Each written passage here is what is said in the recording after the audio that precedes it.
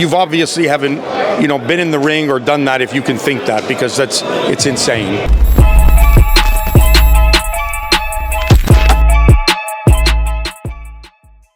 This is Jonathan Agger, 5th Pro Boxing Fans, joined once again by Russ Anber here in Manchester this time.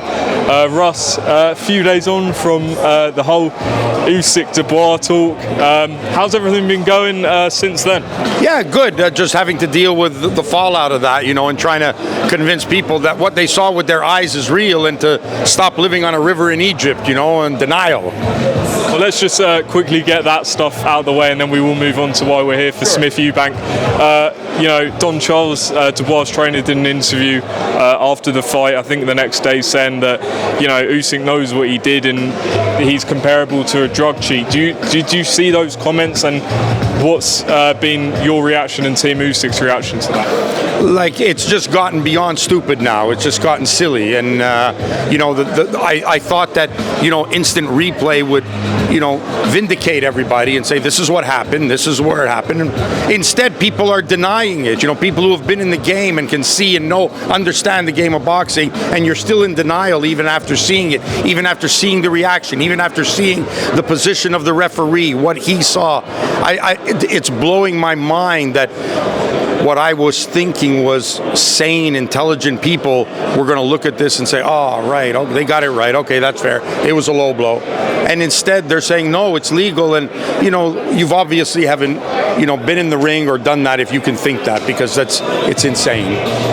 Obviously, Frank Warren and his team have been saying about appealing this to the WBA. What's your reaction to that? Because they're looking for a rematch. Yeah, of course. That's okay. Let them do that. But I mean, I can't see that happening. There has to be more to it than just that, because I think the video evidence will support that Louis Pabon made the right call, and his vision was exactly in line with ours, where it was from the corner. He was in exact line with us, and that's why we all jumped up in the corner when it happened. And I still believe that being in this business for as long as I've been in, and understanding fighters' body language and seeing, I believe that the shot was intentional, and I was screaming to Louis Pabon for a 2-point deduction, because I saw Dubois bend that front knee and get down really low to land that shot. So I mean, that's just my opinion. But moving on to why we're here this week, you're in Liam Smith's corner for this rematch against Chris Eubank Jr. Now, up there in the press conference, Liam Smith's team was saying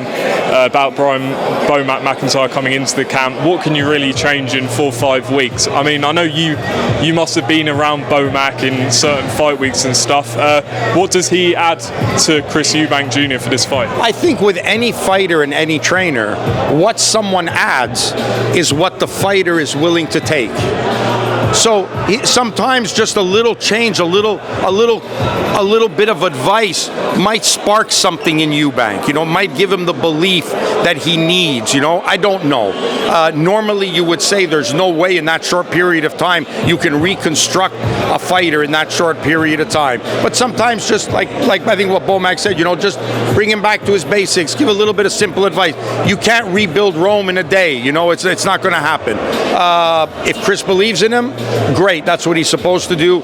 Roy is a great boxing mind, if not one of the greatest boxing minds we've had, not only as a fighter, but just as a coach and as an analyst. And I think at the end of the day, the fighter has to be able to pull the trigger. And Chris is up against a guy who has a tenacity very rarely seen in fighters, especially consistently, fight after fight, year after year. And I truly believe, and I've said this before, you're not going to be the first one to hear this, but Liam Smith's fight should be televised in black and white, because he's a throwback fighter, and he has proved that time and time again. And I think that's something going to be hard to contend with for Chris. And you expect this to go similar way in terms of a knockout win for Smith? Well, I think it'll be. the end result could be different. I mean, Eubank could turn around and try to and be more cautious and avoid certain things and be defensive, clutch and grab more, try to neutralize Liam Smith. But I think you're going to see a Liam Smith that picks up right where he left off in the previous fight, fighting a typical Liam Smith fight, where he starts off in first gear, then he finds second, third, and by round 5, he's in 5th gear and he's coming down the stretch. So I think that's the Liam Smith you're going to see. And just final question. The whole world wants to see the heavyweight fight, Joshua against Deontay Wilder. What's your opinion on that fight and how you believe it will play out? The fight I want to see is Fury and Oleksandr Usyk. So, but as far as that fight is concerned, I think it's a dangerous fight. I think, anytime Wilder fights, I mean, I've been with him. I was in his camp for 5 years. I know exactly what kind of power he brings, and he does bring legitimate and deceiving speed as well. And I think Fury can speak on that firsthand. Despite the victories he's had against him, he has tasted that power, one-punch power, and good on him to have gotten back up against that kind of power, because when Wilder hits you, often it's lights out. So very dangerous fight. AJ's going to have to be sure to neutralize that right hand, and if he does, he's got everything it takes to win. Actually, just final one. You mentioned you've been with Wilder, obviously Usyk, Liam Smith. Can you let the fans know sort of, other fighters you've worked with and maybe sort of the best experience you've had? Well, listen, I've been in this game for 44 years. I can't start listing everybody I've worked with, but, Callum Smith, Arthur Beterbiev, Jean Pascal, I sometimes I lose track. Janibek is another fighter I worked with, Lomachenko. I mean, I lose track. I just go from city to city working, so it's fun. Brilliant stuff. Russ, appreciate your time. Good to speak to you again, and best of luck on Saturday night. Cheers, mate. Thank you.